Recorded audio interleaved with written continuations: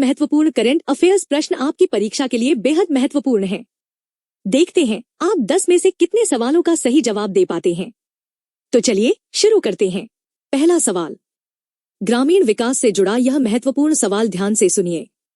ग्रामीण डिजिटल बुनियादी ढांचे को मजबूत करने के लिए पंचायती राज मंत्रालय द्वारा किस नागरिक भागीदारी पहल को शुरू किया गया है? ए. ग्राम विकास पोर्टल, बी. दानवीर पहल, सी. पंचायत सशक्त अभियान, डी. ई ग्रामोदय योजना। सोचिए सही जवाब। सही उत्तर है बी. दानवीर पहल। व्याख्या, केंद्रीय पंचायती राज मंत्रालय ने ग्राम पंचायतों के डिजिटल और बुनियादी विकास में आम नागरिकों तथा संस्थाओं के वित्तीय और तकनीकी योगदान को पारदर्शी और जवाबदेह बनाने के लिए दानवीर पहल शुरू की है। दूसरा सवाल, विज्ञान और स्वास्थ्य से जुड़ा यह महत्वपूर्ण सवाल ध्यान से सुनिए। हाल ही में चर्चा में रही CTA2 ओरल पिल मुख्य रूप से किस गंभीर बीमारी के इलाज के लिए विकसित की जा रही है? एक. क्षय रोग, बी. जापानी इंसेफ्लाइटिस, सी. गर्भाशय ग्रीवा कैंसर, डी. डेंगू वायरस संक्रमण। सोचिए सही जवाब। सही उत्तर है सी. गर्भाशय ग्रीवा कैंसर। व्याख्या, भारतीय आयुर्विज्ञान अनुसंधान परिषद के राष्ट्रीय संस्थान और अमेरिका के स्टीफनसन कैंसर सेंटर ने मिलकर महिलाओं में HPV संक्रमण के कारण होने वाले गर्भाशय ग्रीवा कैंसर की रोकथाम के लिए इस कैप्सूलनुमा दवा का विकास किया है। तीसरा सवाल, इतिहास और शासन से जुड़ा यह महत्वपूर्ण सवाल ध्यान से सुनिए। केंद्रीय गृह मंत्रालय के अधीन संचालित स्वतंत्रता सैनिक सम्मान योजना का क्रियान्वयन किस प्रकार की योजना के रूप में किया जा रहा है? ए. केंद्रीय क्षेत्र की योजना, बी. केंद्र प्रायोजित योजना, सी. राज्य सहायता प्राप्त योजना, डी. सार्वजनिक निजी भागीदारी योजना। सोचिए सही जवाब। सही उत्तर है ए. केंद्रीय क्षेत्र की योजना। व्याख्या, गृह मंत्रालय के अनुसार स्वतंत्रता सैनिक सम्मान योजना एक केंद्रीय क्षेत्र की योजना है। इसके तहत स्वतंत्रता सेनानियों और उनके आश्रितों को पूरी तरह केंद्र सरकार द्वारा पेंशन प्रदान की जाती है। चौथा सवाल, अर्थव्यवस्था और नवीकरणीय ऊर्जा से जुड़ा यह महत्वपूर्ण सवाल ध्यान से सुनिए। एशियाई विकास बैंक ने भारत में घरेलू छतों पर सौर ऊर्जा क्षमता के विस्तार के लिए कितने मिलियन डॉलर के ऋण को मंजूरी दी है?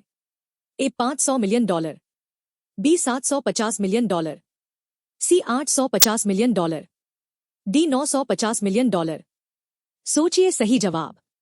सही उत्तर है सी. 850 मिलियन डॉलर।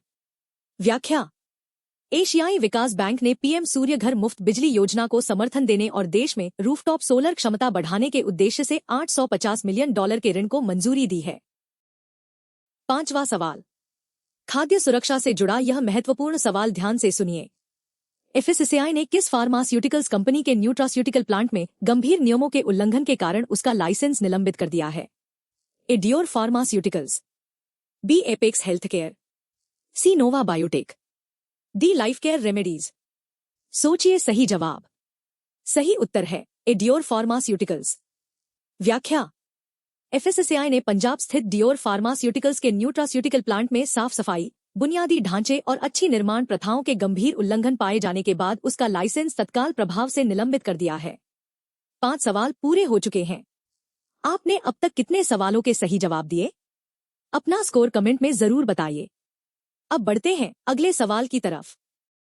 छठा सवाल, नवीकरणीय ऊर्जा से जुड़ा यह महत्वपूर्ण सवाल ध्यान से सुनिए। भारत के नवीकरणीय ऊर्जा बाजार में वाणिज्यिक ग्राहकों के लिए $600 मिलियन के विशाल क्लीन एनर्जी प्लेटफॉर्म को लॉन्च करने वाली वैश्विक निवेश फर्म कौन सी है? A. Blackstone group, B. Brookfield, C. SoftBank combined, D. Macquarie capital. सोचिए सही जवाब। सही उत्तर है बी. ब्रुकफील्ड।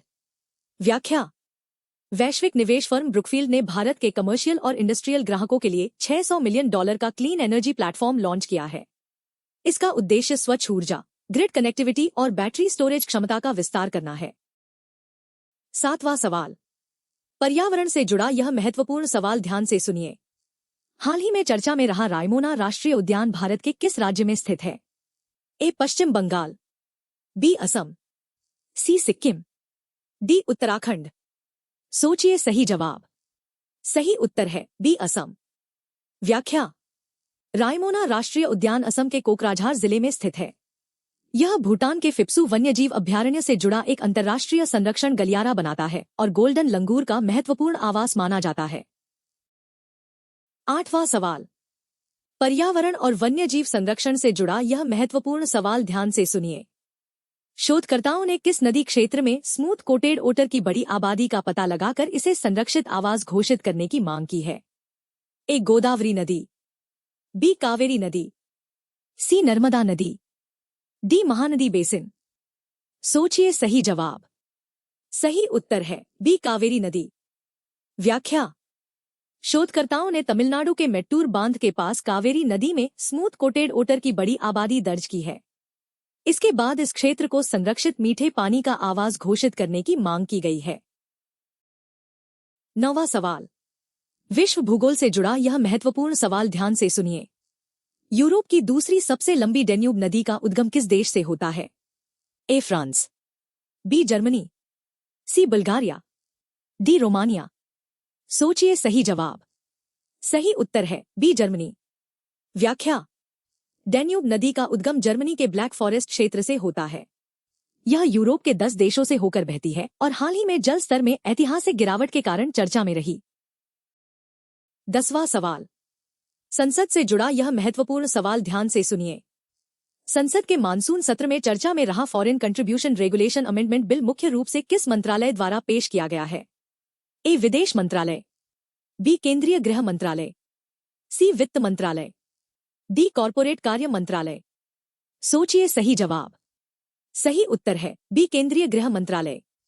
व्याख्या। Foreign contribution regulation amendment bill केंद्रीय गृह मंत्रालय द्वारा पेश किया गया है। इसका उद्देश्य विदेशी फंडिंग से जुड़े प्रावधानों को अधिक प्रभावी बनाना तथा जिन गैर सरकारी संगठनों का विदेशी फंडिंग लाइसेंस रद्द या सरेंडर हो चुका है उनकी संपत्तियों के प्रबंधन के लिए एक केंद्रीय व्यवस्था तैयार करना है। आज के 10 सवाल यही पूरे होते हैं। आपका स्कोर 10 में से कितना रहा हमें कमेंट में जरूर बताइए।